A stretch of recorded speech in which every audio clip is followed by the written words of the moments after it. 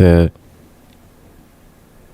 send a prayer out to the old gods and the new. We're on TikTok right now. Da, da, da.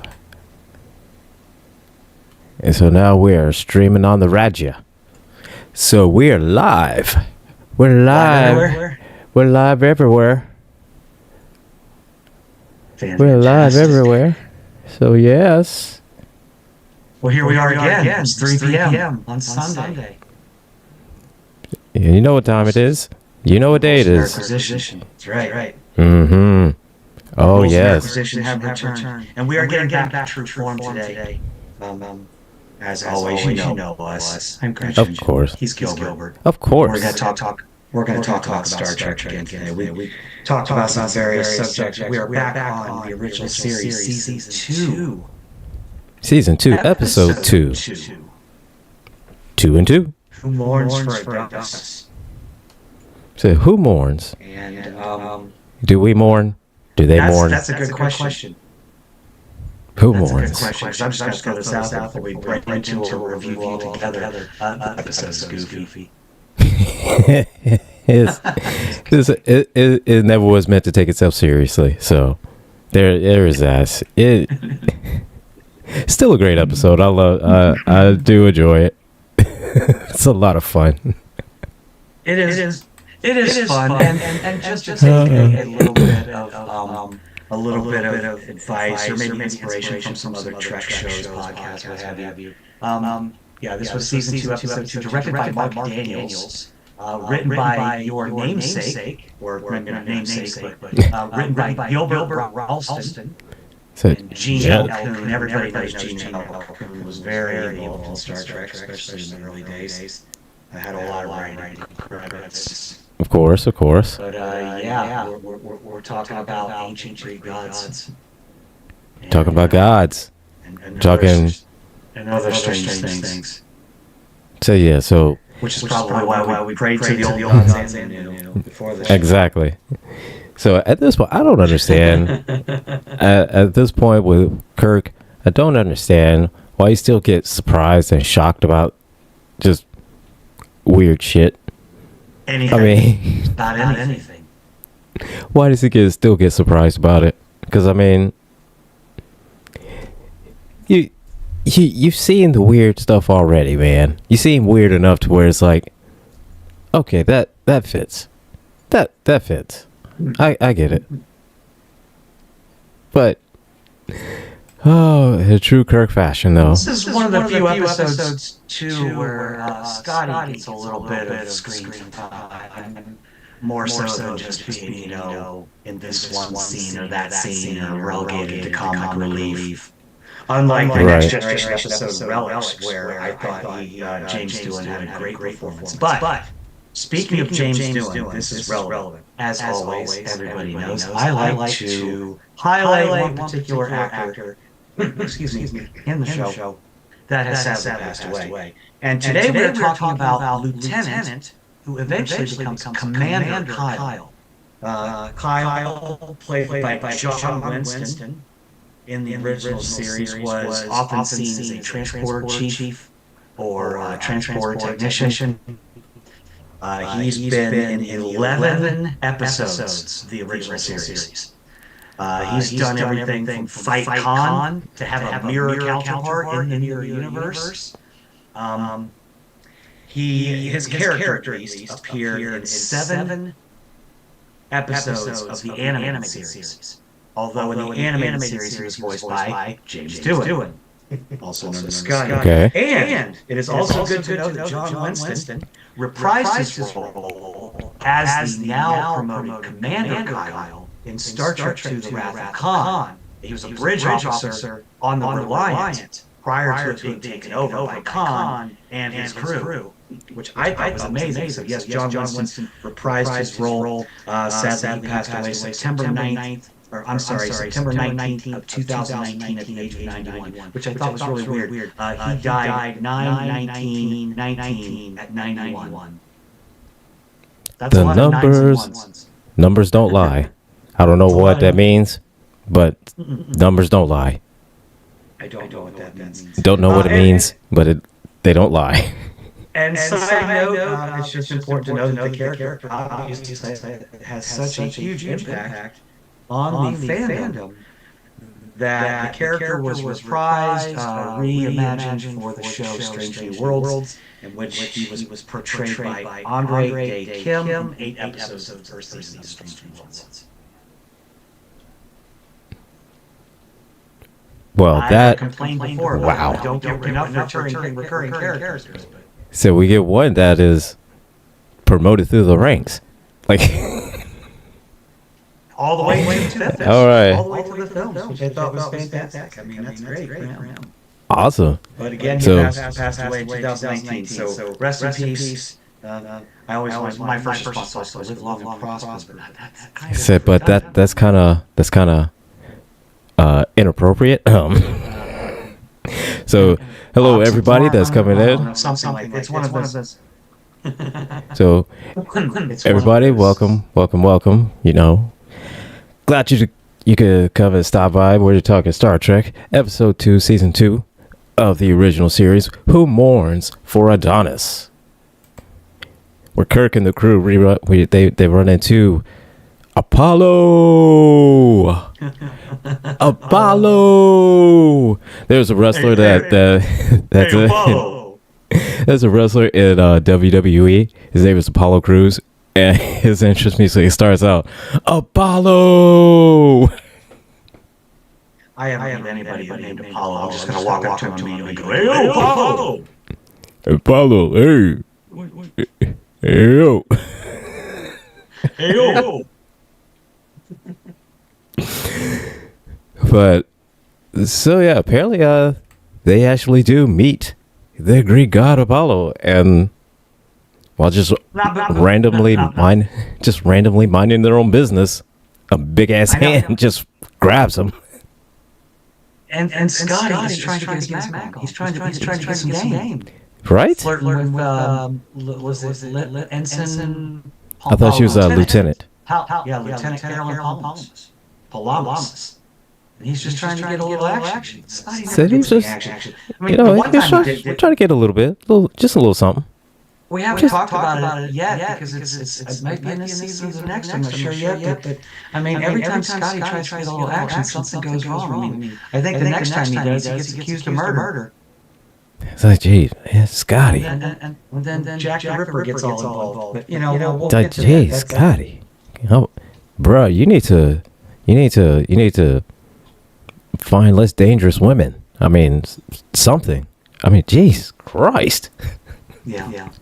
No, I agree. Like Scotty, your taste in women leaves much to be desired. I'm just saying, It's like, I mean, I get the whole thing of, you're Scottish and, you got the pride like that. You want a strong, tough woman. And I get that. But at some point, there's some of them that's a little bit too dangerous.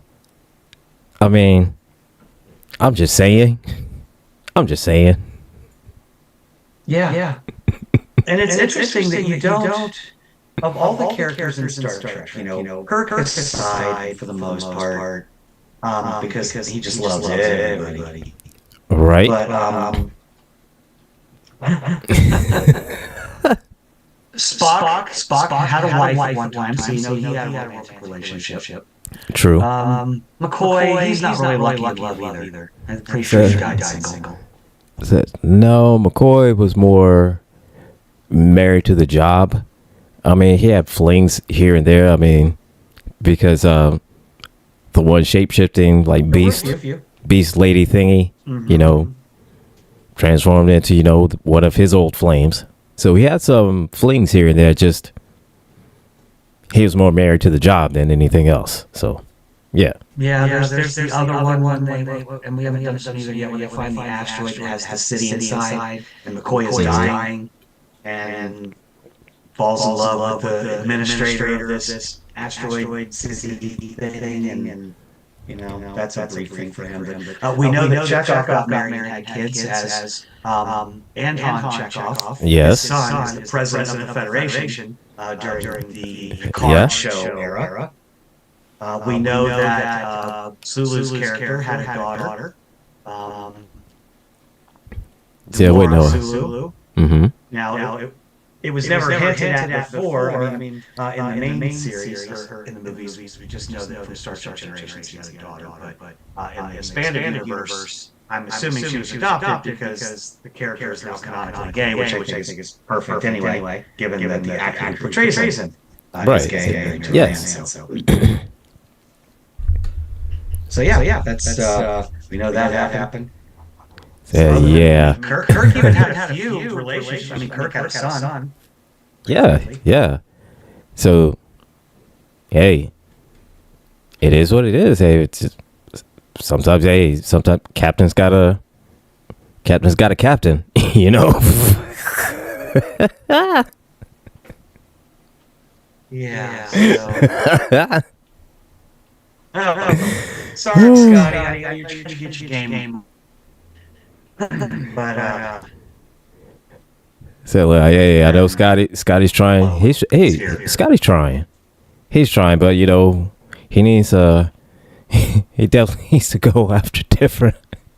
He needs to go after different women because the lieutenant here. I mean, she catches the eye of a god, and I mean, and here's the thing, you know, you're there on his home planet, and you see clearly there's this big ass hand that just comes out of nowhere and like just hits like a freaking RKO, but it's like just a big hand that just grabs your ship and just holds you right there. And it's like, right. What? Yeah, and then but now, like, I'm with you. I'm with like not what? More like now. Like, what in the hell is this? And the thing is, it was just a random planet, nothing special about it, nothing going on with it. Just kept it moving. And see, this would have been a boring episode if that hand didn't come out of nowhere. True. I mean, that was pretty interesting. I find it interesting though that you know, of course, we got to beam down and figure out what's going on. We know that the god of Apollo is coming, and it's interesting to me because he is traditionally the god of music, prophecy, and healing. He seems kind of like a deep guy in this episode, to be honest with you. He's a little bit misogynist, little bit of acknowledge me, you know, a little bit of kneel before Zod, that type of thing. Yeah, you know. Right. Yeah, kneel before Zod. That's good. It's a little bit of a kneel before Zod type of vibe.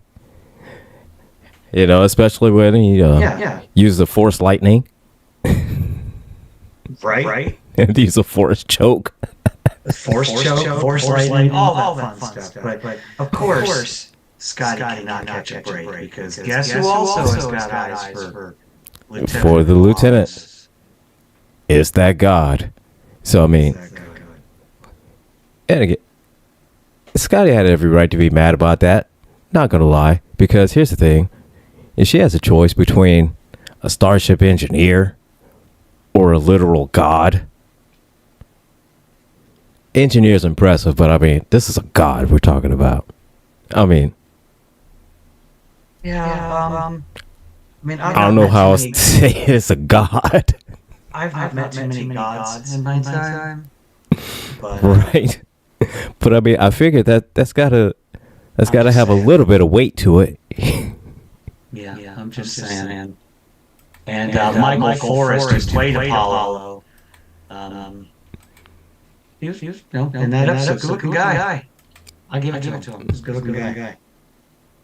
I don't think anyone else could have rocked that toga.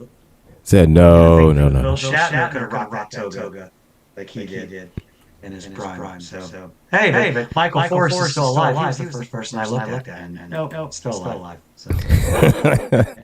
Leslie Parrish, who played Lieutenant Carol Palama, she's still alive. So it's like, oh, you're not interesting. You're not dead. You're not interesting.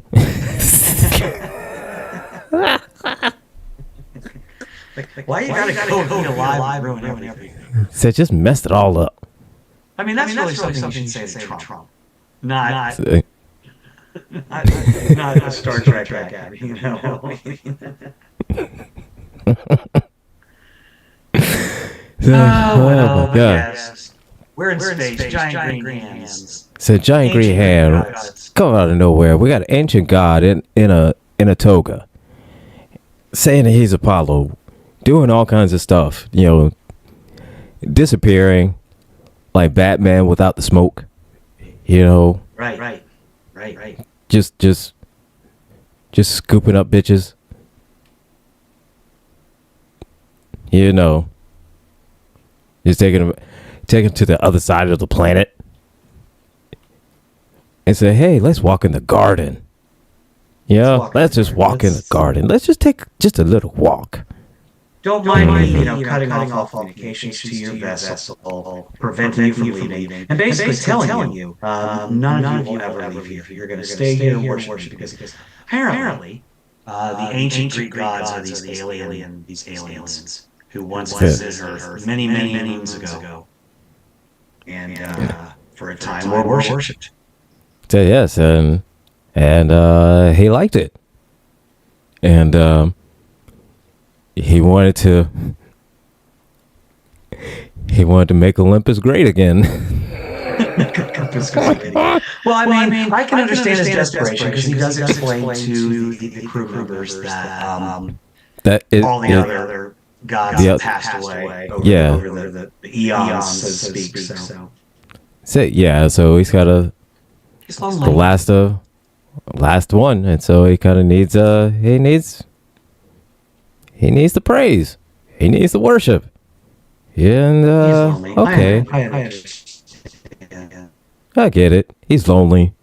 He needs, and since he's so used to being the all-powerful God, but really just an alien.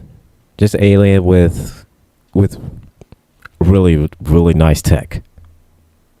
So, I get it. He's lonely. He needs some fans. He needs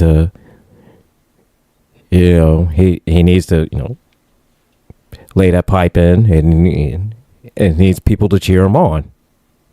Okay. Actually surprised that in Star Trek 5 they didn't make that one dude the center of the galaxy or whatever, who's also a god, but actually just an alien. Right. That should have been like Zeus or something like Zeus got trapped. I mean, because I'm sorry, that movie feels like a too long of an episode. Right. Thankfully, we have multiple seasons before we have to review that one. Oh yeah. So yeah, we're good. We got plenty to go through this. So, but yeah, this was a fun episode. Again, this is yeah, and this fun episode. Just dumb. It was just a dumb fun episode. Yeah, I mean, I had an interesting conversation with another friend of mine the other day who's also a Trekker, whatever you prefer. Even the worst movies and shows, though, like if it's on TV, I'm gonna watch it. True. True. I mean, yeah. Very briefly, Pluto TV had a Star Trek movie channel. They were playing all 13 movies throughout the day, and even when 5 came on, it was like, okay, I mean, there's some cool character moments. It's like, there. I mean, yeah. Don't get me wrong. I mean, everyone they have their spots. They have the moments, Right. Just the truly awesome moments. Even number 5. Yeah. But yeah. Scotty, I'm sorry, man. You're trying to get your Mac on, and then this guy comes along. It doesn't matter how much you get, man.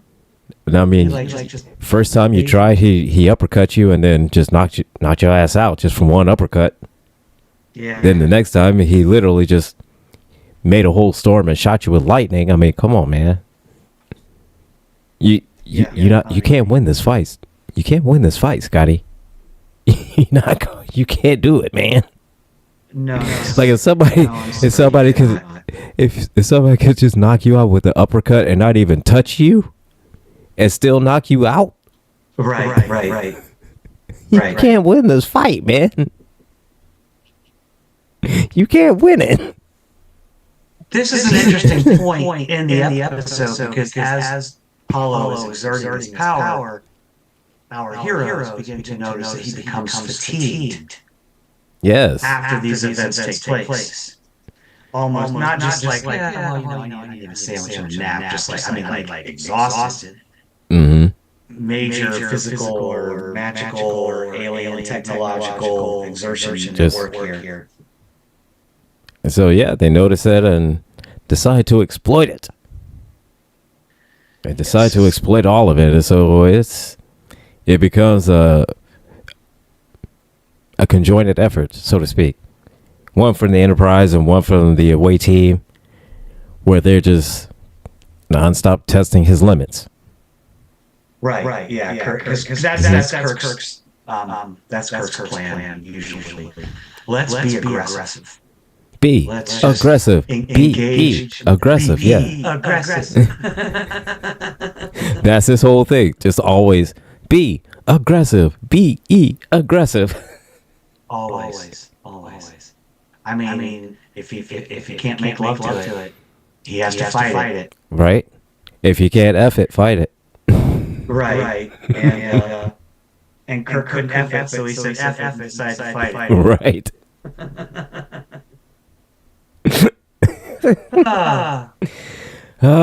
So yeah. But of course, I mean, Lieutenant Columbus is being swept off her feet right now. Oh yeah, she falls in love quickly. Yeah, but I mean, she does, doesn't she?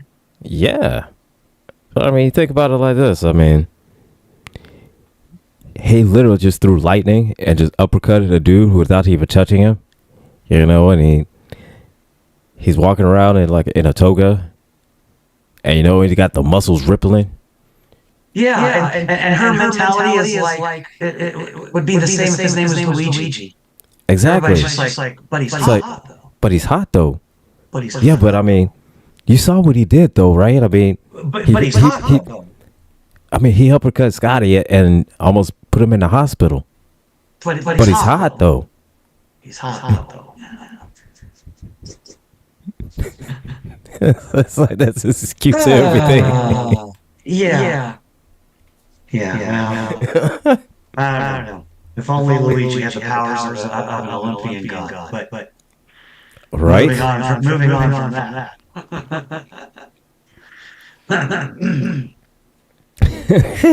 Yeah. So Apollo just wants to slow him down. Yeah. He wants absolute servitude. He said yes. He's not and he said in any more space travel. Said no. He said, hey, look here, man. Y'all can be treated like the best you have ever been treated in the entirety of your lives. He said you'll have food, you'll have whatever you want, and all you got to do is just acknowledge me. Like some tribal chief Roman Reigns, just acknowledge me. That's all you have to do. And they said, you know what? Nah, son, we good. We gonna pass on this one, dog. They essentially said, okay, we hear you out. We have notes. And so yeah, then the plan started. The plan started to stress him out on so many fronts to where he had no choice. And then once they had just a big enough hole, the Enterprise exercised their 2A amendment rights. And they went a shooting. They went a phaser blasting on that some of my gun. Yeah, and thankfully it was Apollo's own Eric. Because he wanted, unlike Andy our TikTok chat mentioned where he quoted, Kirk from Star Trek 5, what does God need with a starship? This was didn't actually go anywhere. Right? No, he's like, hey, I'm cool. I'm cool right here. So you pass by here, and he's just like, yoink. Hey, so look here. You can live here. You can do whatever you want. all you gotta do is just acknowledge me. Give me all the love and praise that I want. I mean, because we don't already live in a world full of narcissists and egomaniacs, megalomaniacs. Like, oh my gosh, it's everywhere these days.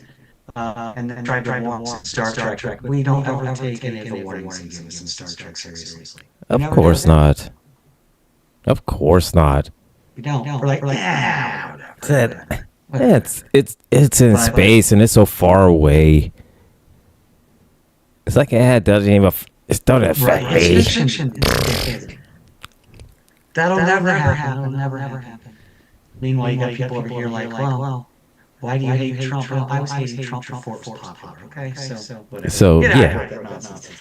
Anyway, Paul was like, hey, Kirk, I need you to crew down here, right? You got to get everybody down here. So I'm gonna let you talk to your ship. Oh, and that's where he screwed up. And that's where he screwed up.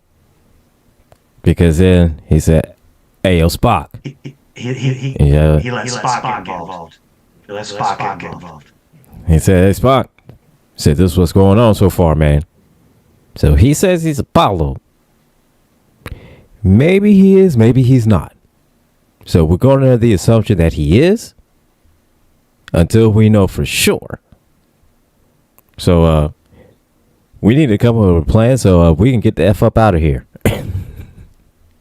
Right. And I'll give it to I'm gonna give it to Lieutenant Palamas here because she does begrudgingly. She knows she's smitten at this point. Of course. She's like, I could just hang out in this paradise with this, But he's hot. But he's hot, though. Kirk is like, you gotta do your duty. He said, you gotta do your duty. But he's hot. He said, look, I know he's hot, but you are a Starfleet officer, and I'm giving you a command. But he's hot. But he's really hot, though. But she breaks from that. She does stick by her duty, and she starts. One of my favorite parts of this episode is when she's talking to him, and she's like lying to him. She's like, "Oh, well, I'm not trying to get in the game. I'm just studying you. Like bacteria. I mean, like bacteria is like, damn. You just call her Greek god. You just compared a Greek god to bacteria. After he's done Palpatine force lightning at you. Right? He uppercutted a dude, and clearly he owns a whole planet. I mean, not just something, a small moon spaceship. No, an entire flipping planet. With trees and air and water. Wi-Fi. Food, Netflix. And if he don't have it, he can get it. He can make it. So it's not that big of a thing. And if you truly wanted to, he could probably move the planet to wherever you wanted to move it. Probably. I mean, I don't know how far his power extends. Given, I don't know. I mean, it's obviously finite. It needs to be recharged from time to time. Thanks to his magical pantheon, Parthenon thing there. Right. Whatever. Housing for the, I don't know, was that like a copy of the housing of the Lincoln Monument? You just took the Lincoln statue out? That's kind of what it looked like to me. That's what it looks like, yes. And it might have been. It might have been just that small part of it. And just change the chair around into looking like a throne. Or something similar to it, but I mean, probably. But yeah. So begrudgingly, yeah, she does it, and dude, that is the most insulting thing. It's just that, bitch, I am a god. You just say I'm nothing more than a germ to you?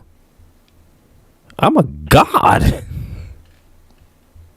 Like, you've seen what I can do.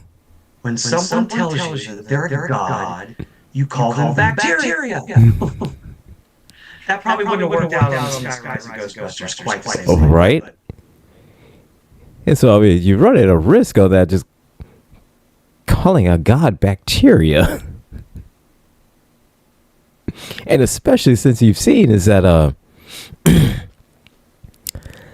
how the little bit of misogyny that he's shown so far, and you saw he uppercutted a dude, and he choked another dude, and he lightning the same dude, and you think he won't do that to you? Oh boy. Bitch, you better run. That's all I have to say. You better run. Yeah. And You better run. it's also important to note that Apollo was the official deity or religion, god of worship for the Greeks. Yes. Of all the ones in there, he was sort of the one that was up there that they really prioritized and focused on. But now that we've discovered where the source of his power is coming from, and Lieutenant Palamas, I don't even know how to say her name, has done her duty. It's time to be aggressive. Yes. It's time to show that aggressiveness. And so, yeah, and then once he's distracted, because now he's heartbroken, and and the Enterprise is wiggling free, and Kirk and them are steadily talking trash. Yeah, and he's doing the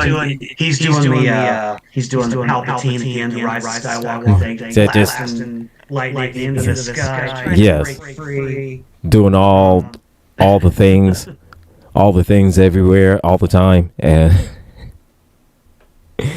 then Spock just unleashes the phasers and destroys his chair. He broke his chair. He broke his chair. He can't sit down anywhere. And so How are you gonna rest now? You can't sit down. how are you gonna rest? He can't sit. He can't rest. And so as soon as they Well, yes, and then we get a interesting performance from Mr. Forrest as Adonis, while he pleads with the other gods and goddesses, calling him out by name. to ask for forgiveness and telling him that they were right. You know, he should have left when they did. Blah blah blah blah blah. And which, as soon as he broke his chair, he can't rest. Then he dies and he cries and disappears. And it's like, Yeah, he had like a Jedi death too. But he did ask for forgiveness. that he did. So he did have he had a Jedi death. And then he became one with the Force. Yes.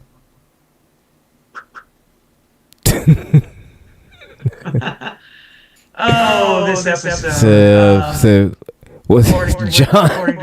God, John in the text. What? John in the TikTok chat said throw a marble or porcelain. That was a porcelain throne at this point, I'm sure of it. Yes. But according to Wikipedia, the AV Club gave this episode a C+ rating, noting it was occasionally memorable, but undone by lazy scripting and bizarre dialogue. It's ranked by Hollywood 37 best out of the 79 original episodes. It's also worth noting that a musical group called the Vulcan Dub Squad wrote a song called Who Mourns for Adonis. Okay. So well, I'm not even I think, into the expanded universe stuff because it goes deep. yeah. So way too deep for my little brain to wrap around. So. And I'm sorry, not interesting enough material, I think, to really delve into the expanded universe. I mean, maybe it may be like interesting side notes or something like that, but I don't know. Right. Anything to delve a whole episode or two, but hey, maybe, but I don't. I mean, I no, don't like think. there was a book called Vendetta, and it was a TNG book, and I've talked about this Mhm. before, where the Borg come back, and in that book it's revealed that the Planet Killer, the giant log planet killing machine, was originally designed by a race that was at war with the Borg. And Mhm. because the weapon was so powerful, they could destroy a Borg cube, which is why it destroyed and ate consumed planets. And I like the way that they kind of tied those things together in an expanding universe kind of way. I'm not going to read a Star Trek novel about some random Star Trek character who happens to be a descendant of Apollo. Right. So yeah, Was his name Luigi? Was his name Luigi? was it Luigi? Was it Luigi? I I don't know. But I think we all know who mourns for Adonis, which is the lieutenant. The lieutenant. She was. I think she mourned for him because I think she mourned for him because it was just before he was able to put the tip in. That's why she mourns. And Because she wasn't able to bang a god. Yeah, have we answered the question? Who mourns for Adonis? Have we answered that question? She did because it's Lieutenant Carolyn Palamas. yes, because she wanted that. She wanted to be Apollo'd. That's what she wanted. She wanted to be Apollo'd. Oh, that could go so many different directions that we can't really talk about in our time slot. This is afternoon family time on Ghost Ball Productions Radio. Thank you for stopping. Yes. by. We're going to, I need to get a soundboard like Tom says, so we can do like bleeps and bleep out all the Yeah, we need that. Somebody needs. Somebody needs that. At some point, we'll need a better broadcast software than Zoom, in my opinion. But yes, but I mean, hey, it's we'll get there. We'll get there. It does the So- job. It does the job. So we'll get there. We'll get there. We're taking baby steps, but we're getting there. We're getting there. So, But as far as Scotty-centric episodes go, not necessarily centric, but at least putting him in striking distance of the main plot. right? Yeah, I mean, look at is the episode fun? But it's a fun episode, and Scotty got lit up twice.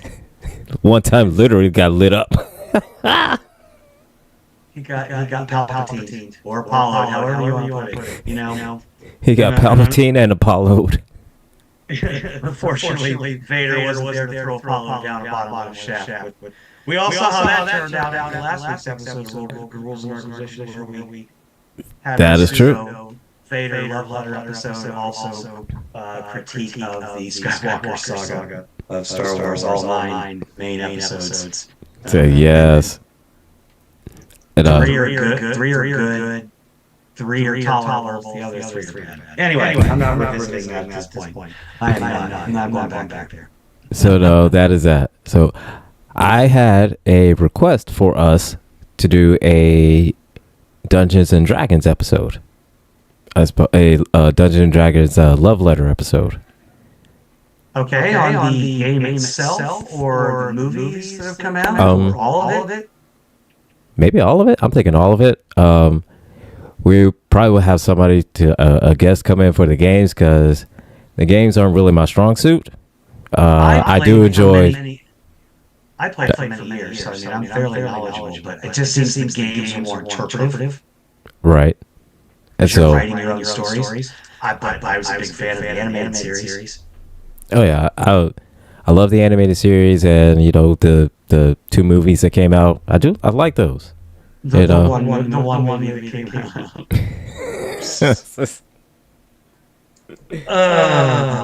But yes, I think Dungeons So look, I know, not a popular opinion, but I did like. I like both of them. Not a popular opinion, I know.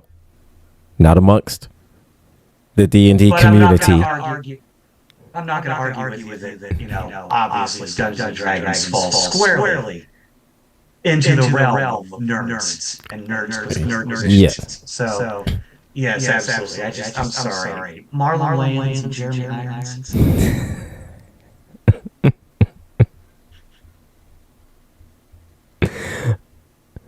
I mean, it was better than Etrigan. I mean, not Etrigan. Erdogan. The movie about the kid with the dragon. I think also had Jeremy Irons in it. Good grief, Jeremy. What are you doing? I mean, it was fun. Aragorn was from Lord of the Rings. Oh, okay. Well, thank you. Yeah, but thank you. Yes, John Williams. Definitely. Yeah, absolutely. That would be a great episode to. I started a series on TikTok. I never got to finish it. My Dragon Talk series, where I was breaking down people would. I was talking about how in most modern fantastical movies, fantasy movies, the dragons are not actual dragons; they're wyverns.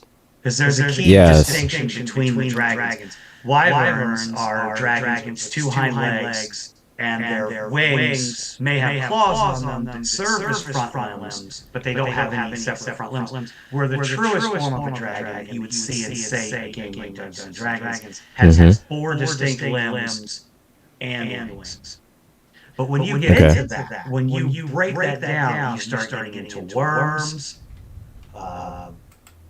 hydras, Asian dragons, European dragons, wyverns. I mean, there's such a huge breakdown, and that's certainly a topic that could be up for discussion. Definitely explore that definitely a lot more in depth. Yeah.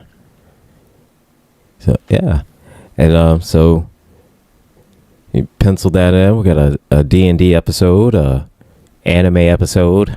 Anime episode. Yeah, we still need to plan that out. Our anime episode. Yeah, we could. Something fun to do. Yeah. There's a few good ones. Taking notes here. So taking the notes. And for everybody, appreciate it. Thanks for all the suggestions. So again, you can DM myself or Gretchen if you have any ideas of love letter episodes that you want us to talk about. Hey, we have no problem. No problem with doing that. No problem at all. Because as you can see, I mean, in a 2-hour block, we can get through an episode of Star Trek in about 30 or 35 minutes. Yeah, because I mean, here's the thing. At this point, with the original series, they're pretty much kind of touching base on things that they've already talked about, as far as, misogyny, xenophobia, racism, mental health issues, especially narcissism. So they're just kind of, more or less kind of retouching on these subjects, just changing the alien, changing participants around. And at this point, it's one of those. It's fun, but it kind of touches a little bit on misogyny and just control and narcissism, and that whole sick fantasy of everyone worship me, and yeah. Just kind of retouching on that whole thing of showing just like, hey, again, this is bad, and this is why. Potentially, this is what can happen. Right. And we not only see these themes recurring. Sometimes we see them recurring in ways that where the cosmetics are the same. Because we still have another episode where we have some pseudo-Greek godlike characters with mental powers, right, that want to be worshipped. Yeah. And it's like, okay, it's the same story again. Is it again of just God that wants to be worshipped? And so I think it starts at next gen, when they start exploring into like different areas of, you know, going out to exploring more into like way different alien territories and areas, and exploring more into like the science part of it, and or the inner workings of the Federation and the alien races that go into it. We get next week we go to the Changeling, which introduces Nomad, yet what third or fourth rogue AI that the Enterprise crew has to fight. We're only three episodes into season 2. right. We do get Mirror in this episode, not next week, but the week after. Say Mirror, Mirror, yes. There are some good episodes this season. I will say that episode is probably one of my, if not my favorite one. Aside from piece of the action. I love that episode. We get piece of the action. See, we get that. That's true. See, go to piece of action. See, yeah, Kirk. See, we got it. We got to get you your cut. See. But we get some rogue officers this year. Oh gosh, there's another AI episode late in the season. Hey, thing with the Galaxy, like, with all those AIs and everything, you would think they would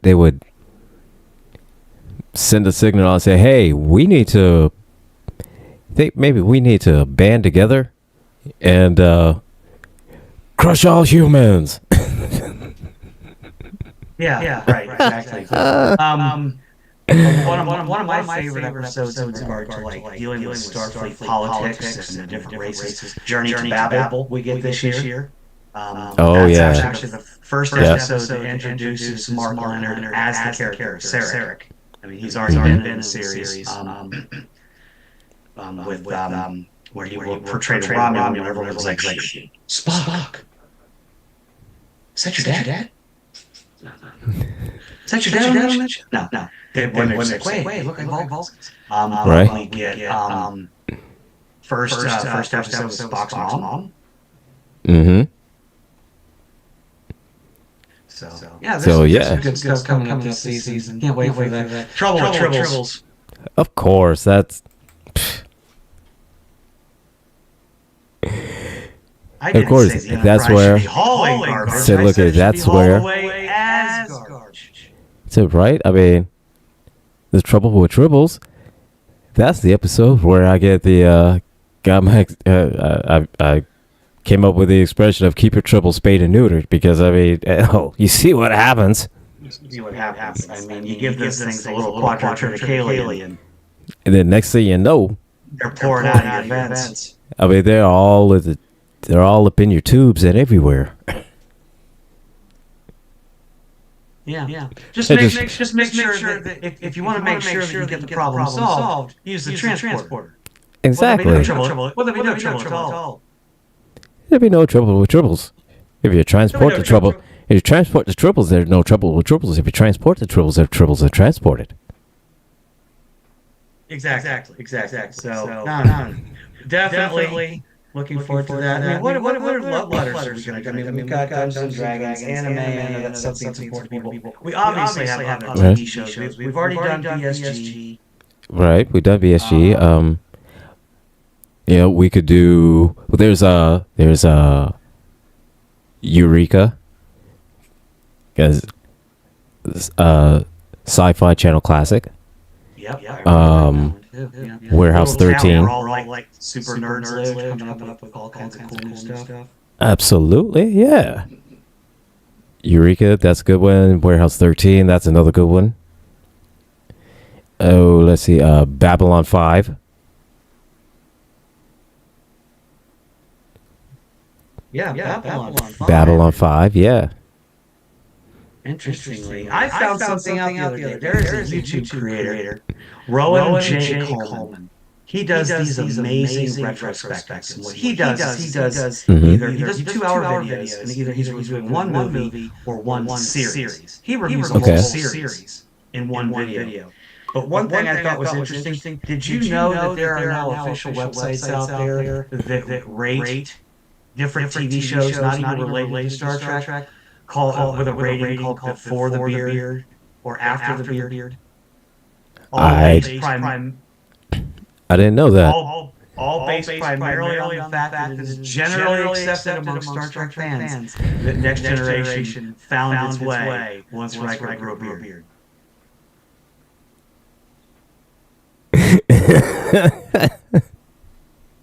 I mean, I'm just saying. I mean, all right. If anybody says the Riker without the beard is what they prefer, you are flipping lying. Everybody needs Riker with a beard. Everyone. I don't care who you are. You need Riker with a beard. Oh, I'm sorry. It's called growing the beard. It is a TV trope that is the opposite of what's called jumping the shark. So we all know that jumping the shark is usually when a TV show is on. It's on its last leg, and then this is its. Goes downhill. Yeah. And if anyone doesn't know, that refers to. It's a Happy Days reference. Happy Days reference. Fonzie went skiing and jumped over a shark.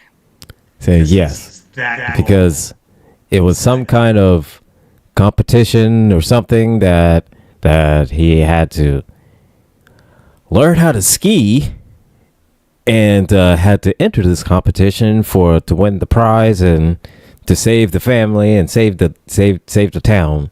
I don't know. And Right. within, to add a little bit of spicy danger to it, there was a shark involved. So jumping the shark is a TV trope usually meant to insinuate that a series has fallen seasonal rot, is what they call it, when it just becomes noticeably worse. Whereas growing the beard is the opposite, when a season becomes noticeably better and higher quality than it had been before. And interestingly enough, this does coincide roughly with the time frame in which Gene Barry began to step away from Star Trek Next Generation due to failing health, and then passed away. And once he stepped away, that was the time. The other guy was Ronald D. Moore of BSG fame. They stepped in and started to take over writing duties. Yeah, because really, and took it just to a whole new place. it took off from there. Yeah, and the same thing could be said for Deep Space Nine, because until Avery Brooks, what happened until he went bald and got the goatee? Then everything took off from there. True. I mean, I'm not real sure what Voyager's growing the beard moment was. Here we go. There's today's secondary topic. Series the growing the beard point of famous series. oh yeah. Talk about So let's see for Voyager. I don't know. I'm not sure. I'm gonna look that up. Voyager growing the beard. Because we all know that. Oh, because we all know. The Kazon were terrible to me. Oh my god. Oh, Kazon were horrible. Like the Kazon looked like they look like a bunch of. They look like forums here, and it seems to be a general consensus though that Voyager didn't have the same dramatic shift in overall quality of both TNG and DS9 did. Yeah, so it's just kind of plateaued, I think. Although it was certainly the least favorite of the big three. Yeah, which I don't understand why, because honestly, it was really good. I thought it was pretty good. I like Voyager. There's a lot to love about that show. It's almost Yeah. I can't wait to get into the. I think that once we get to the big three, that we can fill 2-hour episodes talking about a single episode of each show. Because there's so much more nuance. There's so much more complexity and detail. Oh yeah, absolutely. I mean, and not only just that. I mean, one, we just talk about just the visual effects on it. You know, props and everything like that. Because, hey, because we know George is deep in the modeling community, and there's people that he knows and mutuals that they know and whatnot that have all made props and everything for these series. So yeah, it was you could definitely explore all those shows, nuances, and topics of the shows, the show itself, the writers, whole nine. Yeah, the whole shit there. I mean, I know that I am not going to ever give Gene Roddenberry any flack. I mean, we wouldn't have Star Trek if it weren't for him. Oh yeah, absolutely. Yeah. But there was a certain quality to his writing, a certain dynamic to his storytelling that wasn't in line. I mean, like I know he was adamantly against just talk about Star Trek 2, one arguably considered to be the best of the 13 Star Trek films. He didn't like it because he felt that Starfleet was portrayed far too militaristically. He didn't. I mean, everything down to the uniforms. Right. Arguably the most famous Star Trek uniform to date. They call it Big Maroon or Big Red or something like that. I mean, but right. I mean, I always enjoyed those uniforms. I thought they were cool. But he just felt that they were too militaristic. Yeah. Too militaristic when Starfleet should be more of an exploratory force. You know, which always kind of struck me as interesting because when you're watching the reboots and Pike is sitting in the bar with Kirk, who's got napkins in his nose. Yeah. And he's trying to explain to him that Starfleet is exploratory armada. And I'm like, explore armada. That's a. That's kind of a militaristic term. I mean, not to say those movies Starfleet was militaristic, but yeah, but I mean, it's kind of. Is it explorer or is it a conquering thing? Are we colonizing everywhere? What are we doing? What is this? I don't understand it. What's going on?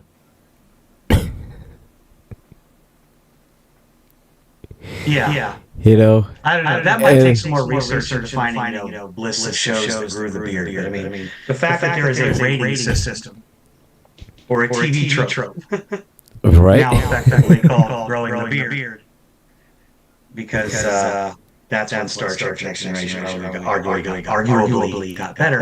But I've also said I've said before, I think there are multiple factors that go into that. The uniform changes. From the singular jumpsuits to the tunics and pants. Yeah. With the collars. Mm-hmm. Yeah, I definitely. generally know that it's not going to be a great episode if Worf is wearing red. Until he gets back to Deep Space Nine, then it's okay. Yeah. Then it's okay. But I've already said before, even though it's after the beard, if Dr. Pulaski's in the episode, probably going to be irritated. I'm probably not going to like it. Probably going to be irritated. Yeah. Because don't get me wrong, Pulaski, she does her job, but sometimes just the way she says things, it's like nails on a chalkboard. It's not, right. You quite don't want to, just. But at the same time, it's just annoying. It's just really annoying. Mm-hmm. If Geordi is not the chief engineer, then he's a branch officer. So yeah, he was wearing red. Then no. Did you know this? Did you know in Encounter at Farpoint, Chief O'Brien didn't even get a name. They didn't even name him in that episode. He was just bridge officer. I need to go back and watch that. I didn't go back and watch it because I didn't even remember that. Yeah. But I mean, again, no hate to Pulaski's actress. Diane Muldaur, Star Trek alum. She appeared in an episode of the original series, and she was a good-looking woman in her younger years. I must say. Not to say that she aged gracefully. I just didn't like the character. Just didn't like the character of Dr. Pulaski. Just didn't like the character, and I think maybe it mostly because we love Gates McFadden so much. Yes. I think maybe if we had, I guess, started out with Dr. Pulaski, we'd have gotten used to it. We'd have gotten used to kind of her demeanor instead of just being like automatically just like, can't stand her.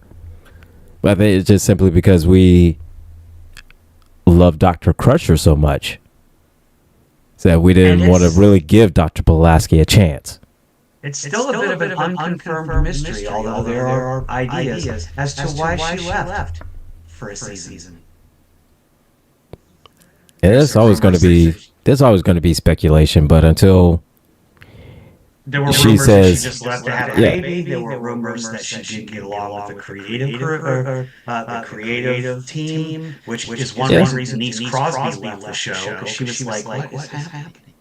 Right, and all of those could be true, or any one of those could be true, or any combination of it could be, And again, until we hear officially from them and her agreeing that this is exactly why, we just have to kind of assume that it's either one of those or all of those. Missy Chrissy brings up a good point in the TikTok chat that the one time, I think it was the second one, Into Darkness, when Kirk loses command of the Enterprise and he gets that big lecture from Pike about breaking the Prime Directive. And she says that Pike would have done the same thing. I agree. Yeah, he would have. Yeah, he would have. He's a little bit of a different characterization in the reboot movies than I would say that he's portrayed in Strange New Worlds. Let's see. Strange New Worlds, he's played by Anson Mount. So that I think his character, I like Anson Mount's characterization. And we had this conversation when we had Chris Hunter, the son of Jeffrey Hunter, who played the original Captain Pike on our show in an episode during the first season. And we asked him at the end of the show, we're like, okay, before you go, we got to know what your favorite series is. Like Strange New Worlds, of course. Of course, yes. Because it's the main character is the one that your Captain Pike. Yeah, and he's the one Don't blame him. He's the one that cemented the character in Star Trek history, Captain Pike. So yeah. Yeah. And again, so I definitely love Strange New Worlds. Bruce Greenwood was a different kind of Pike. He was okay. It's just he was more of a career officer. He's more of a military guy. Yeah, more of a career military officer type of guy. Whereas Anson Mount, he's a career officer and everything like that, but he's a lot more relaxed. And drop, minus some of the misogyny from Jeffrey Hunter's version in the original pilot, which that just goes, we've talked about before, goes with the time frame it was made. That pilot was made in 1965. So at the time, it was... Anson Mount was much more, in my opinion, reflective of Jeffrey Hunter's Pike. Right. And he also had a polo shirt. Exactly. he gets the cool yellow shirt. So.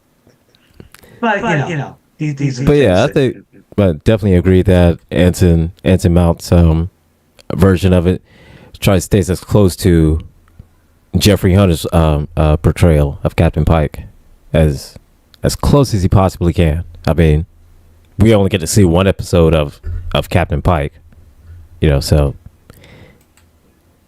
Right. But yeah, because it wasn't even Jeffrey Hunter that came back to portray him in Menagerie, as Chris Hunter pointed out in the episode when we talked to him, when we interviewed him. So.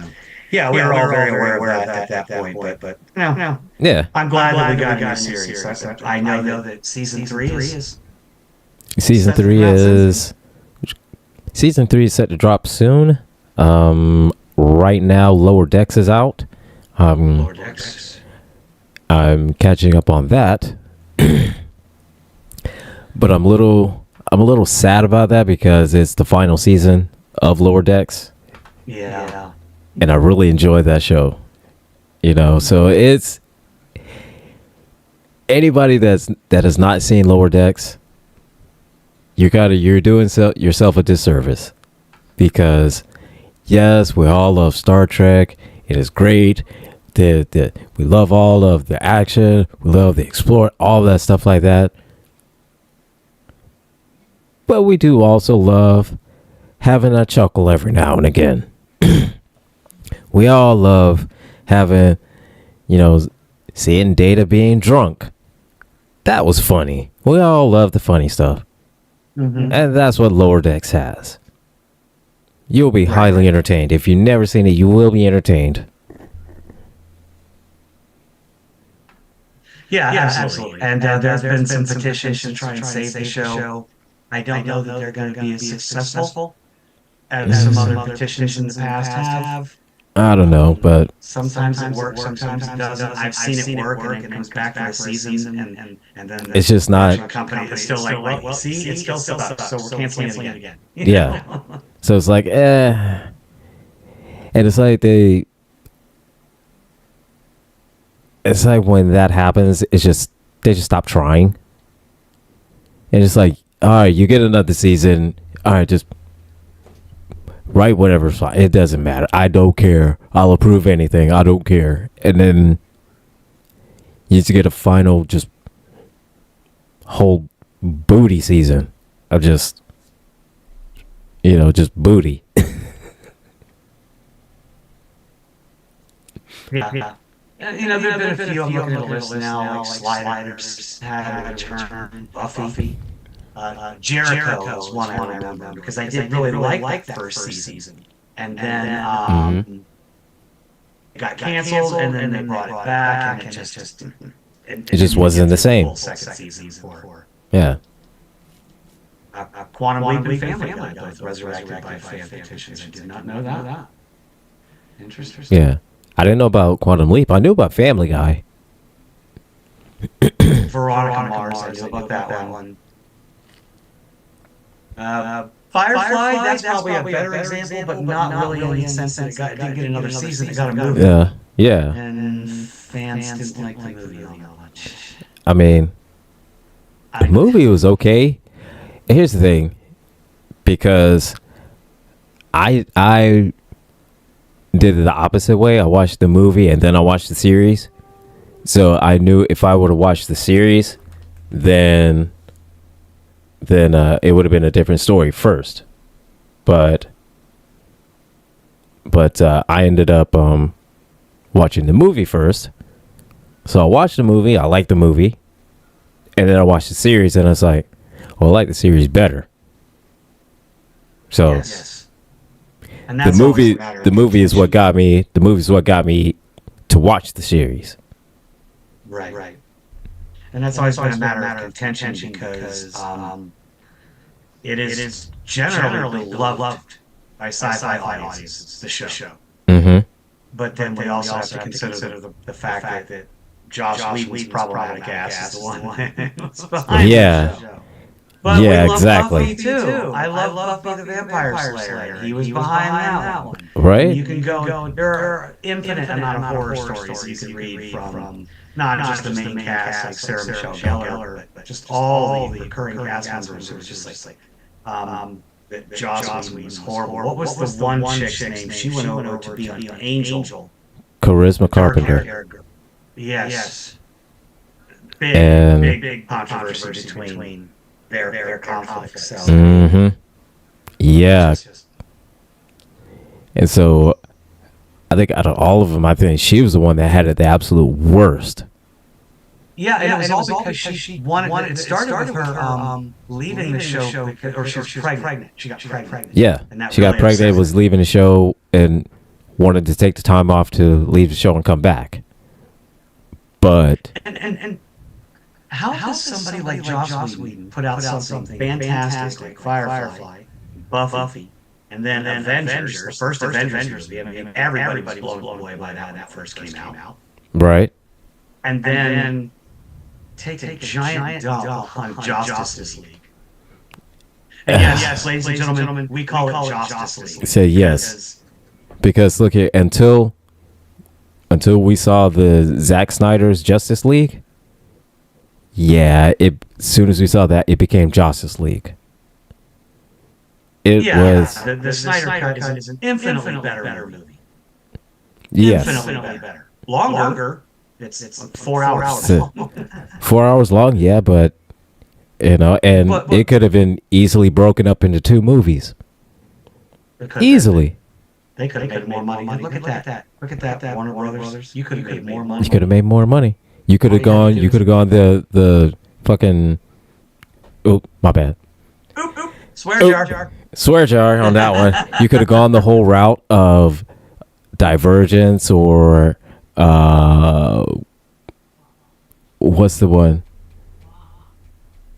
All those young adult film franchises.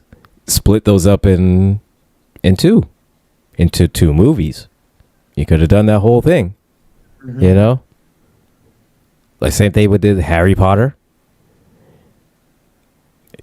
The last movie, they split that up into 2. You could have easily just made that one. They did that with the Hunger Games. Hunger Games, yeah. Mockingjay Parts 1 and 2. They were going to do it with Divergent. The third one, which was Allegiant, or not the third one, there were 3 ones. The fourth one was supposed to be divided into 2 movies, but the studios weren't getting the ratings, so they wanted to do a TV series instead. And Shailene Woodley was like, I ain't doing small screen crap. Besides, I'm too busy protesting the government trying to take over native lands and oil pipelines and stuff. So, props to you, Shailene Woodley. Get out there and fight the good fight. All right, sweet. But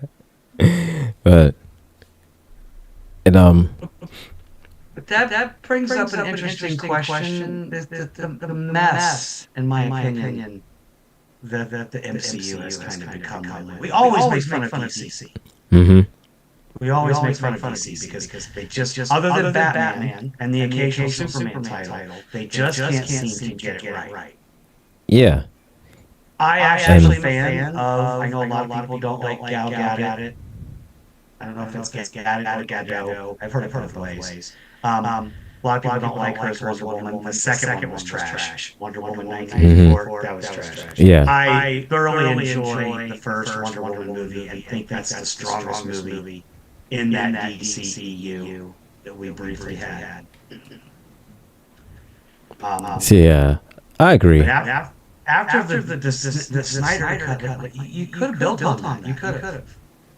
Oh yeah, you definitely could have built on that one. He's us with a Superman cameo of Henry Cavill at the end of Black Adam.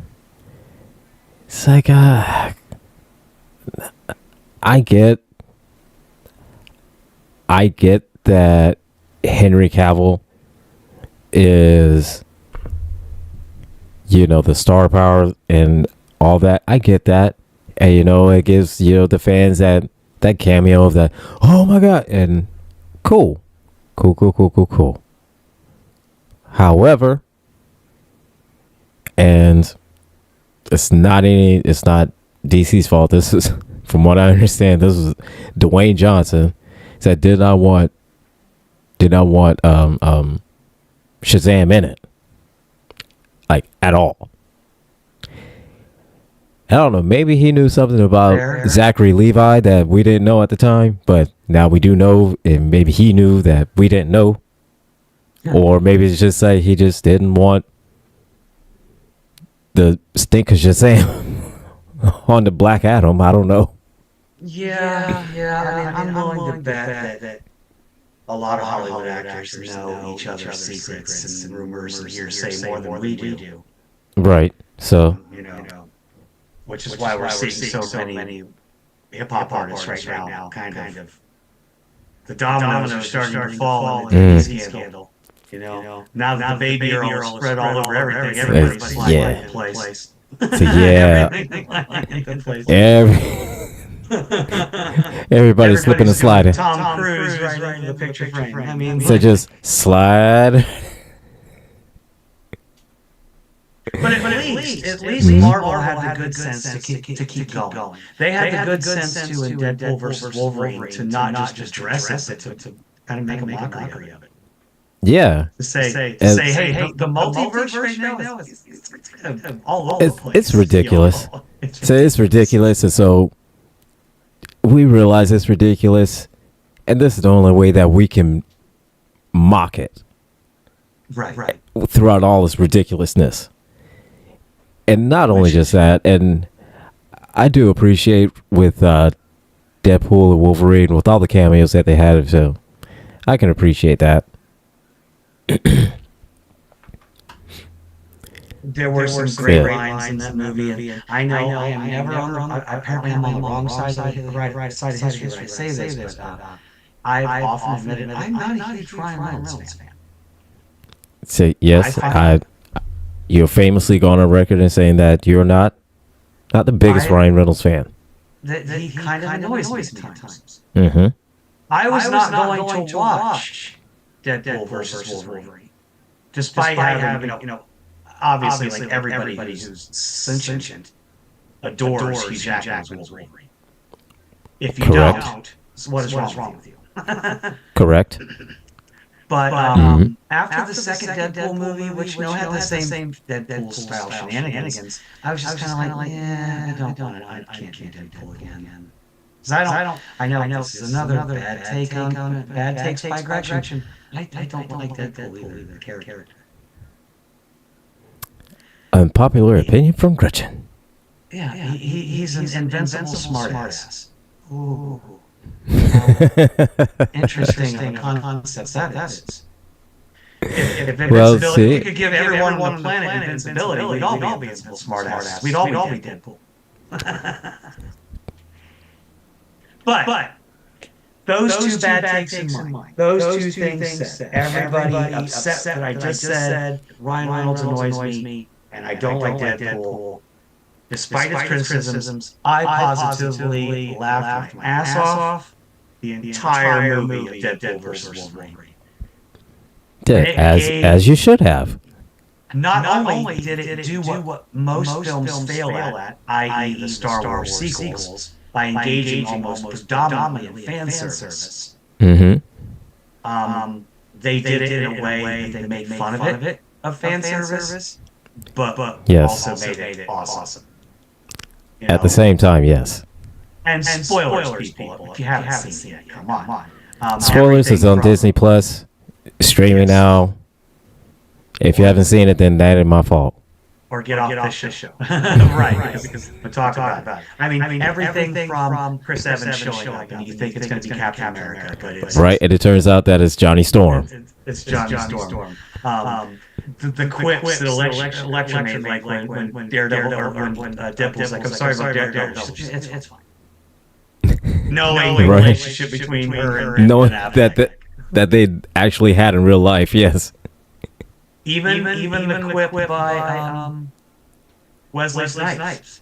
So he said, I don't like you. And he said, you never did. You never did. But I was thinking more when he said there's only been one blade, and there's only going to be one blade.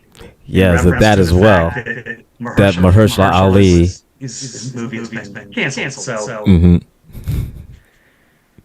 and even Gambit making references to Said, I never well- even got my movie. Well, here's the thing, though, and then just them just bringing in Gambit, period. Because up until that point, the only Gambit that we had was just the Taylor Kitchener, whatever his last name is. I'm not sure exactly, but I want to say Kitchener. So, Yeah, which he was good, and he was that good. was in Wolverine Origins, right? Yes, which he was good, but it wasn't the Taylor Kitsch. Taylor Kitsch. Kitsch. Taylor Kitsch. Yeah. So, which is again, it wasn't bad. I mean, he was cool. He played a good Gambit, but it wasn't that accurate. It wasn't that comic book accurate, you know? No, not like the one that walked in on. Yeah. Not like Channing Tatum. And which I personally am not a big Channing Tatum fan. No, and everybody gets mad at me. All my girlfriends get mad at me when I'm just like, no, I don't want to watch Magic Mike with you for the 712th time. Right. And my thing is just simply because he's a very stiff actor. Yeah. He delivers like just all deadpan, no emotion or anything like that. The only thing I've seen him that I kind of thought he was good in was 21 Jump Street. But that was kinda.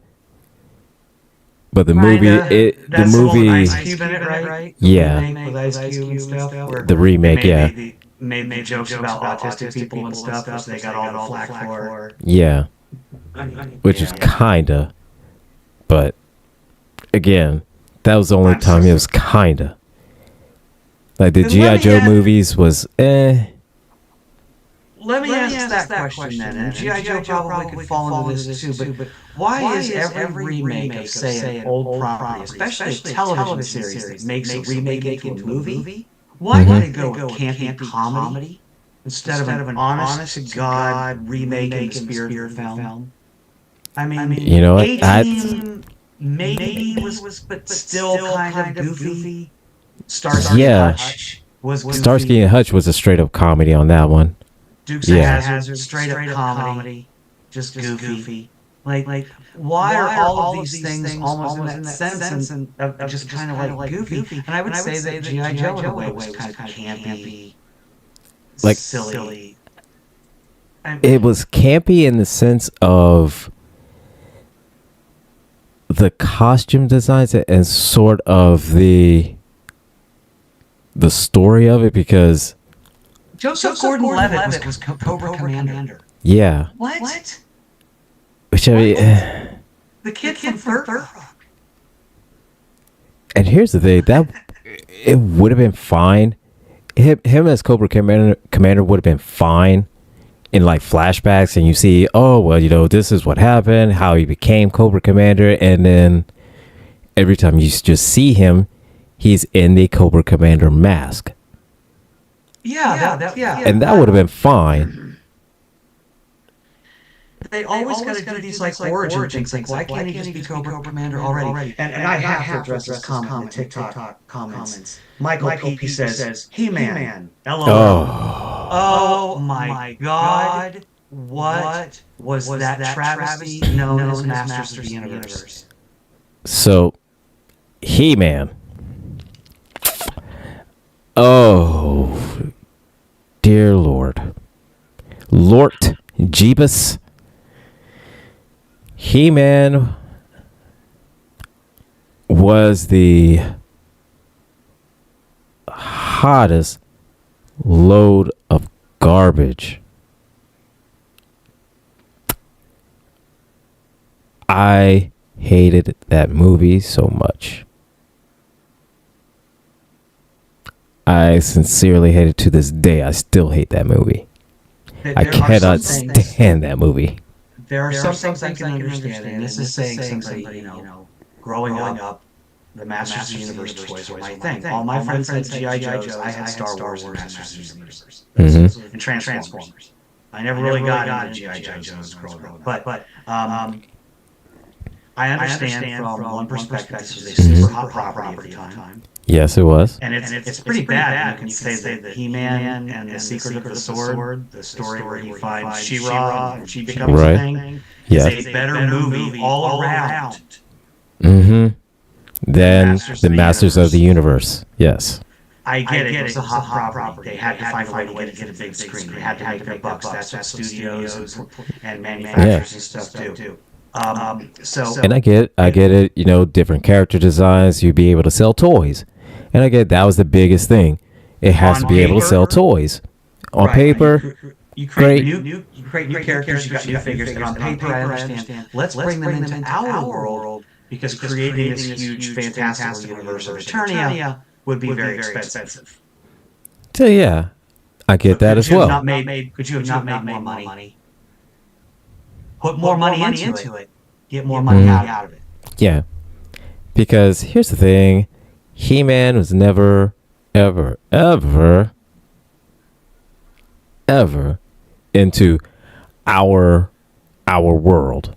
You know, the only time it was ever mentioned was in one random episode of He-Man in which his mother was from Earth and was stuck in a rocket that was flung all the way over into Eternia. And King Randor found her, looked at her and said, "Oh, you're hot," and married her. And they had Adam, their son, and their daughter. God, what was She-Ra's name? I can't remember her name. Adora. Princess Adora. Princess Adora, yes. So they had Adam and Adora, and Adora was taken by Skeletor Hordak, as we know, long ago, and taken off to, what was it, Etheria was the planet she was on? Etheria. He was, Eternia and Etheria. And she's Etheria, right. Mm-hmm. But I mean, even the cartoon, which went beyond the folklore, because this was my favorite thing about the figures. One, they came with lots of accessories. Mm-hmm. They were bigger than your average figures, and all the originals came with cool little vintage comic books. Mm-hmm. And I love those. I love those books. Now, I think it was the cartoon that introduced this theory that Adam actually used the sword in terms of the He-Man, where in those comics, the original figures, He-Man was just He-Man. But like Michael P. says, in the comments, again, they actually tried to do Masters of the Universe as a serious movie. Yeah. You had some star power. You had Frank Langella as he was already an established actor at the time. And I get it, Dolph Lundgren, he was brand new onto the scene. And you had again, Courtney Cox. Yeah, Courtney Cox. Was not really a superstar power or anything like that. I said no, I mean she was still early in her career, but she was still she was popular. She wasn't, as popular as Frank Langella. So Robert Duncan McNeil, famously known for playing Tom Paris, was Courtney Cox's boyfriend. Right. In the movie. You had Strickland, the principal. The principal, yeah.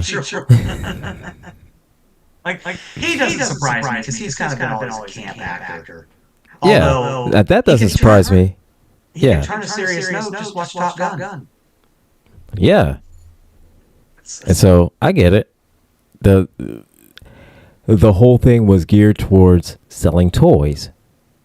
And something that they tried to do was make it a serious thing in order to visually impress kids so they will sell toys. But it wasn't visually impressive at all. I gag with laughter every time that flying disc surfboard scene happens. Where he is flying through the little town. Oh my god. Those little... What is happening here? So like the cheap... those little cheap Green Goblin gliders. And the flip. I know it's a small town, but I mean, like Skeletor is just floating down the streets of the suburbs in this giant, like hover skiff. And right? you got one cop throughout the whole thing. Whole movie. There's one cop in the whole movie who's going after this guy. It's so ridiculous. And it's Strickland from frickin' And here's the thing, and the cop, Did that guy ever hair? no, and the cop, you gotta, I feel bad for it because here's the thing, and then the next day, because obviously the whole town is gonna be wrecked, and his boss is gonna go, he's gonna see it, he's gonna like, what the hell happened? He said, okay, you're not gonna believe this. And he proceeds to tell him that this gigantic thing happened, and there were these people that were on things that were flying in the air, and there was like these red and blue laser lights that were going at things that were just blowing up. You know what I mean? Yeah, and I understand creating new characters to create new figures, but there was a plethora of characters already established in the Masters of the Universe that were far more interesting than what they came up with. Yeah. Blade? Like, no, I mean, Gwildor and his little magical MacGuffin, the little keyboard, the MacGuffin object of the movie. the Sonic key. God. A Gwildor. What's a Gwildor? And what's a Gwildor? I mean, the Man at Arms and Tila that they had was just ass. Man at Arms was probably the only competent depiction of a character from the cartoon. Yeah. And which I get, maybe they couldn't do an Orko, so they had to do Gwildor. Okay, for the time period, I'll buy that one. I'll give that. Okay, I'll give you that one because doing an Orko, you didn't have the technology to do an Orko. All right. So you had to do something. Why not just leave it at Tila and Man at Arms? How many times has it just been them? I mean, Right. And realistically, what did Gwildor do?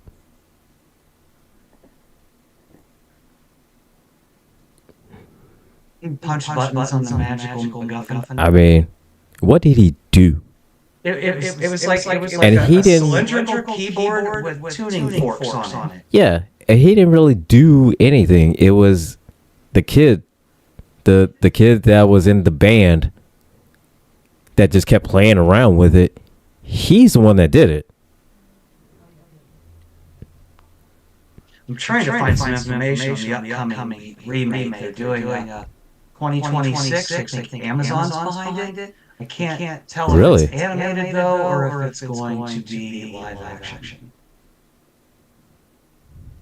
Because this is now turned into a pseudo love letter episode to Masters of the Universe. Because I adored those toys as a kid. I had all the vehicles. I had. So I had Snake Mountain. I had Castle Grayskull. Yep.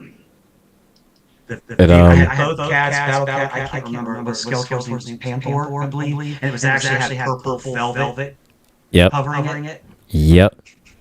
Mossman, was it Mossman? Said Mossman. That sprayed the, not Mossman, the little... No, Mossman, he actually smelled like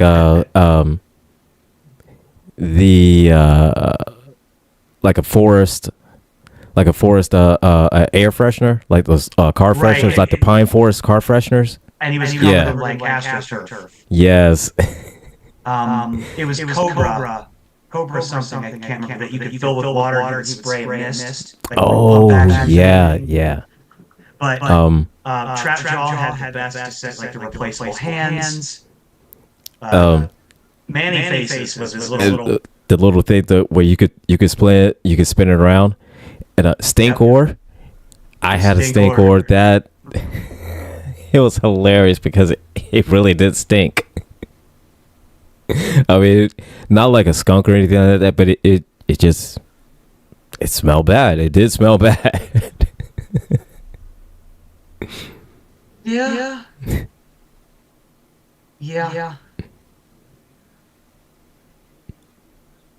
Yeah, I mean, they're saying it's getting a 2026 release date. Travis Knight is directing the Amazon MGM film. Mm-hmm. Also backed by Mattel, obviously. Oh no. Oh no. Oh no, that doesn't sound good. The film will follow, according to its synopsis, and I quote, 10-year-old Prince Adam crashes to Earth in a spaceship and is separated from his magical power sword, only linked to his home on Eternia. After tracking it down almost 2 decades later, Adam is whisked back across space to defend his home planet against evil forces of Skeletor. Oh God. Why? Oh, that's so bad. Does Earth have to be involved? But yes, Michael P. Glow-in-the-Dark Skeletor, Battle Damage Skeletor, and there were so Battle Damage He-Man. That was.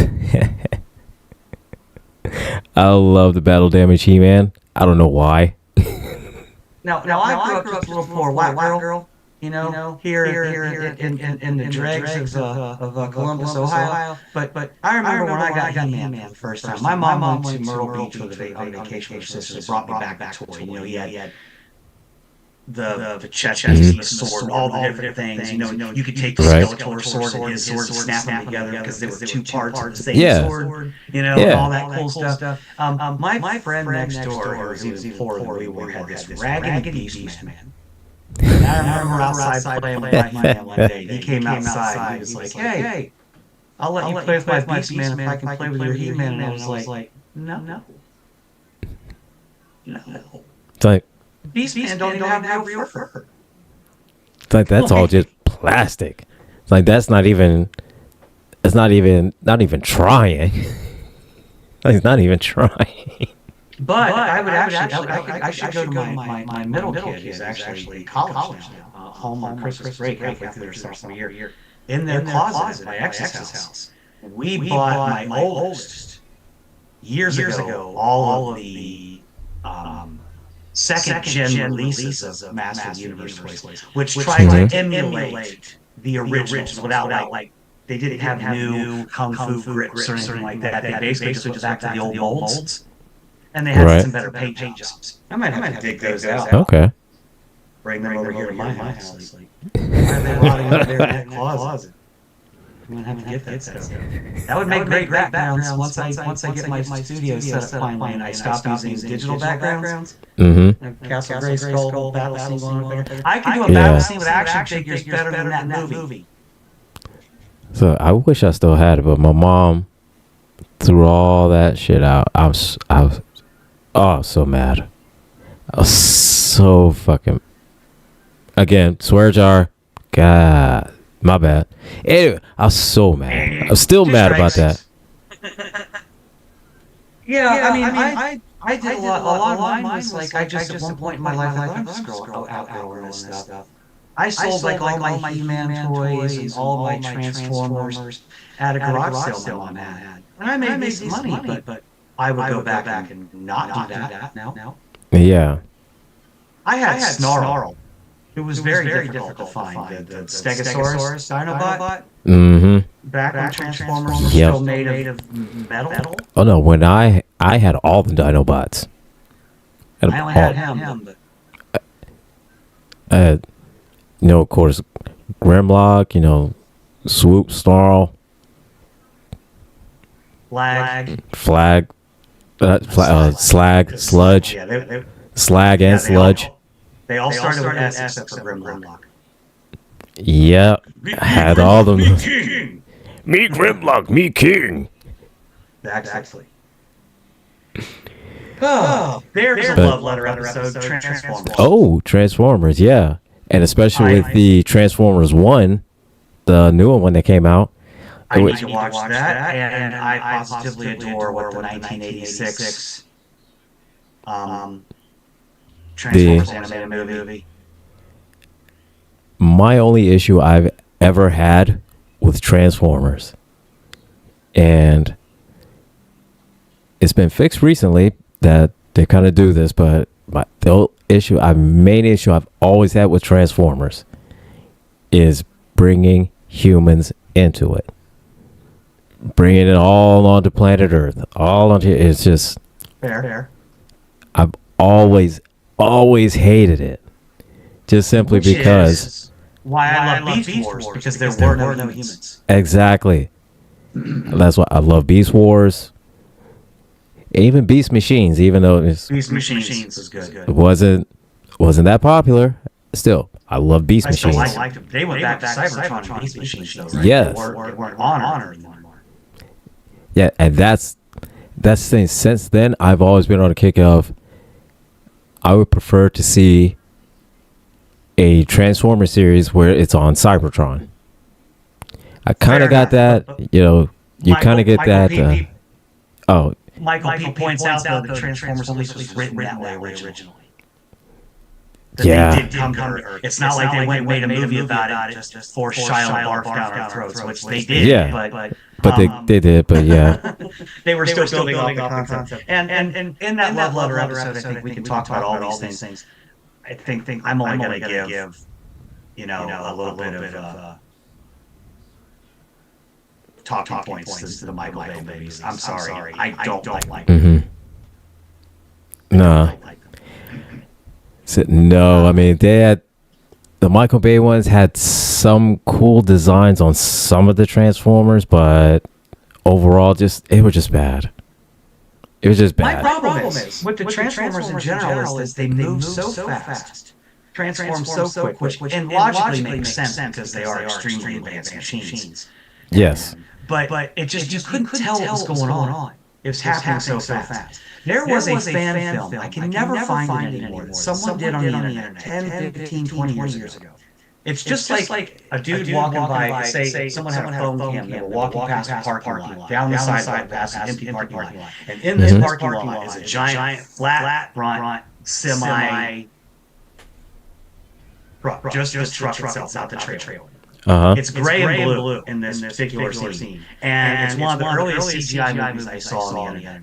And it transforms into Optimus Prime the way the toy does, right in front of you. It looked realistic. Yeah. It looked cool. Why could you do that? And I'm sorry, the whole movies, you can't have a Transformers movie without the, it's like ingrained when they transform, like, come on. Right? Where's the sound? Where's the sound effect? Where's the actual Transformers? I mean, yeah, the ones that you had in there for other ones, so it's like they're doing the shoo, shoo, shoo, and doing the quiet form of it. Okay, cool, yeah, but you're talking about a bunch of fans that are, nostalgic. That transforming sound is one of those sounds. And that was just one of those things that it wasn't there. And I get the whole thing, it was geared towards a different audience, but there's just some things that are just a part of every series, and every one of them is that transforming sound and that specific sound. That specific sound. But So yeah, at least the Michael Bay movies, they stuck to something, and it had some comedic parts in it. They take, but again, there was too much comedy, I think, even in the first couple. Yeah. They kind of dialed back a little bit when Marky Mark got involved, and Shia LaBeouf went the other direction, and yes, I will call him that until I die, because I can't stand that dude. Silly. And it was... Ruined Indiana Jones.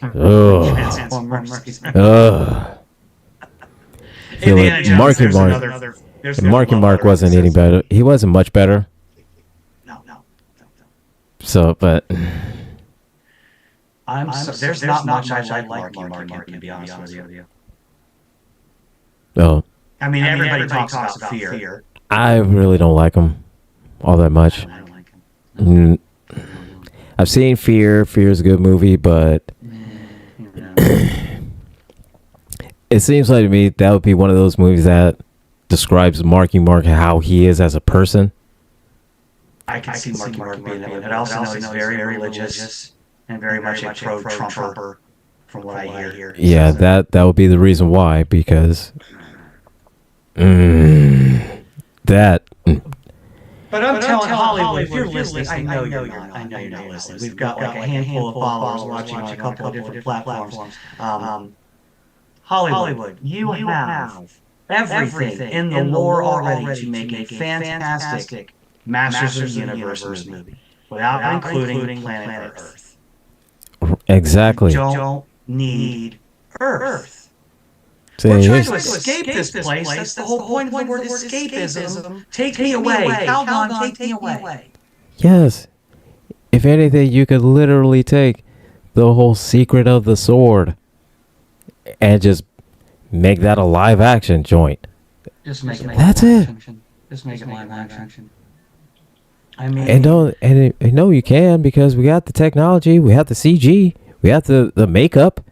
there was nothing. And I mean- in the Masters of the Universe live action film made my skin tingle or gave me goosebumps or sent chills down my spine. Nothing like that. But yeah, you can give me an animated movie, Secret of the Sword, and all what's her face She-Ra needs to do is throw the sword over to He-Man, and then that moment we just like weakly going by the power, and then boom, and then all of a sudden he's Right. screaming and yelling, and you're like, oh, your hair standing up on the back of your neck, just like, Say, oh, here we go. Yes. and you're like, oh, it's on now. It's on now. Yes. Exactly. I mean, it's That and you Dolph have it Lundgren right there. grab at the end where he pulled the sword out of the throne With like the- Excalibur. yeah. They go, I have the power. Like, Oh, no, wrong person. Same franchise, wrong person. but And this still- guy, no hate to Dolph Lundgren. This guy is a biochemical engineer, has a degree of biochemical engineering. yes. Dude is buku smart. He's insanely smart. Yes. Insanely smart. Just not so much in his choice of movies that he accepts to be in. Not really. No. I thought he was great in the Expendables series because that movie itself was a mockery of action films of the 80s anyway. But And yeah, John. Yes, I love Rodimus Prime. yes. And and I know it's an unpopular opinion. I prefer Rodimus Prime over Optimus Prime.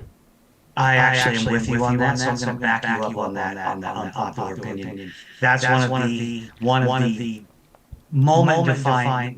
defining moments of the original animated Transformers movie. When Yes. he grabs the Matrix and he pulls it open and it transforms into Rodimus Prime, and then they all Yes. fight down Unicron. I mean, that's huge. That's huge. And the thing is, it's essentially almost different circumstances, but it's the same way Optimus became Optimus. Was the Matrix shows him. The same thing as that the Matrix shows Rodimus. Right, because Optimus in the original animated movie, he passed the Matrix on to Ultra Magnus. Yeah. But you notice that Ultra Magnus didn't like change his appearance. Said The no, Matrix he didn't just change him. the Matrix didn't change him. But when you saw when he tried to hand over the Matrix to Ultra Magnus, and you get that little bit of foreshadowing in which Rodimus touched it, and it kind of brightened a little bit. Right. And you saw that kind of it started glowing a little bit brighter when Rodimus touched it. Arguably, too, I would say that animated film was Rodimus Prime's movie, or Hot Rod's movie. Mhm. He's the main character through the whole movie. I mean, Yeah. you follow his misadventures all over the universe while he's trying to, And he's trying to figure out what's happening. He's trying to get everybody back together, and him and Cup and Springer and RC, and then that's when you get the introduction of more expanded universe of Transformers with Springer, Cup, RC, and the whole nine, and Blur, and even just Hot Rod himself. and not just with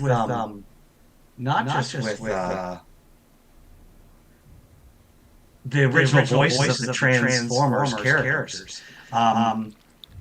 You got some great voice acting in that movie. You had Orson Welles as Unicron, Robert Stack as Ultra Magnus. I want to say wasn't And let's not Judd forget Nelson? Leonard Nimoy as Galvatron. As Galvatron. Leonard Nimoy's Galvatron. Yes. But wasn't Judd Nelson Hot Rod?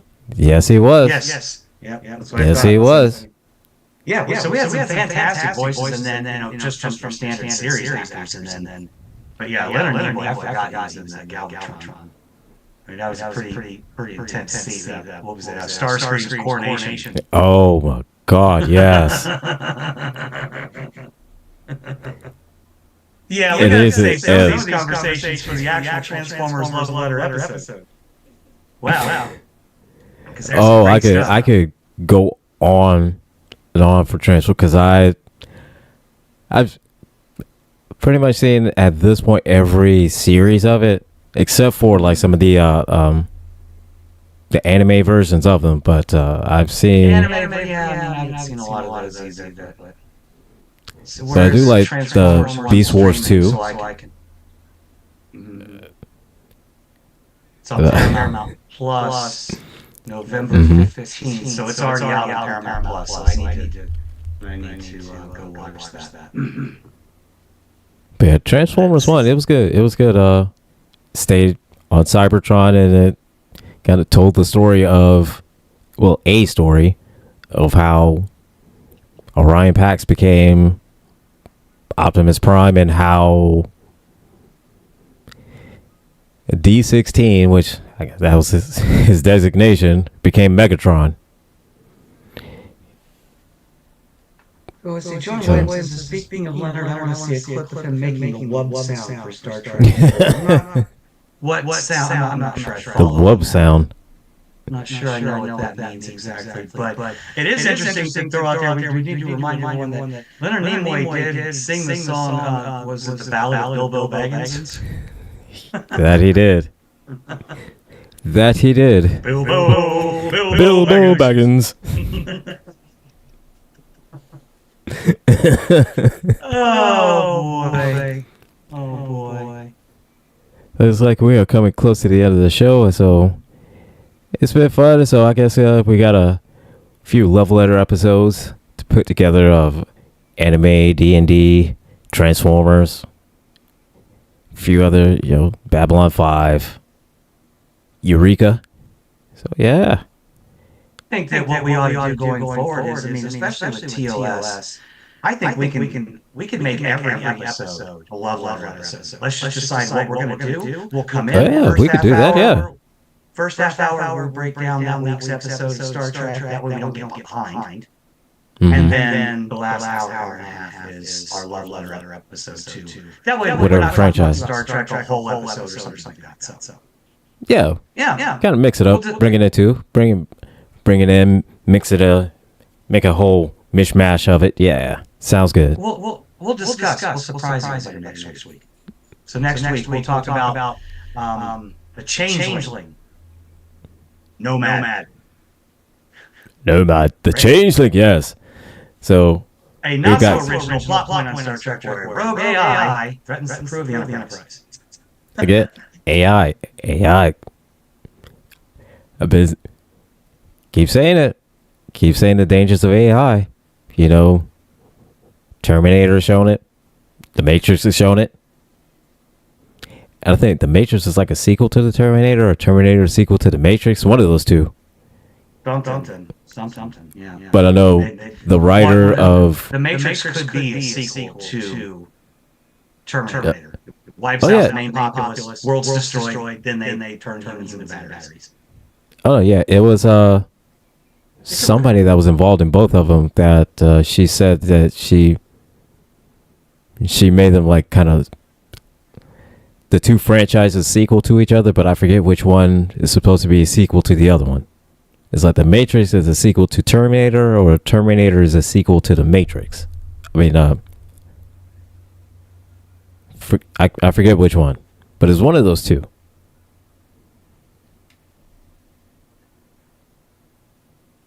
Yeah. Well. Yeah, that does bring us to the end of another show. We've only got a few minutes left, so as usual, we'll wrap up. I think we already covered our final thoughts on the actual episode itself. Fun, but goofy. Fun, goofy, yeah. And then since both Star Trek 5 and The Matrix were brought up in episodes, I'm going to leave all of you before I turn it over to Gilbert to close us out. I'm going to leave you with one fact. Lawrence Luckenbill, who played Cybok, Star Trek 5, Spock's brother, the real actor, Lawrence Luckenbill, is the uncle to Lana and Willie Wachowski, who gave us the Matrix franchise. and there you go. And that's all I have to say about that. And all I have to say is, again, keep your triple spayed and neutered. We'll talk about that in a little episode later on as to why you want to keep them spayed and neutered. So that's all I have. So All right. We love you. We're out of here. take care, everybody. We'll see you later on the Villains View.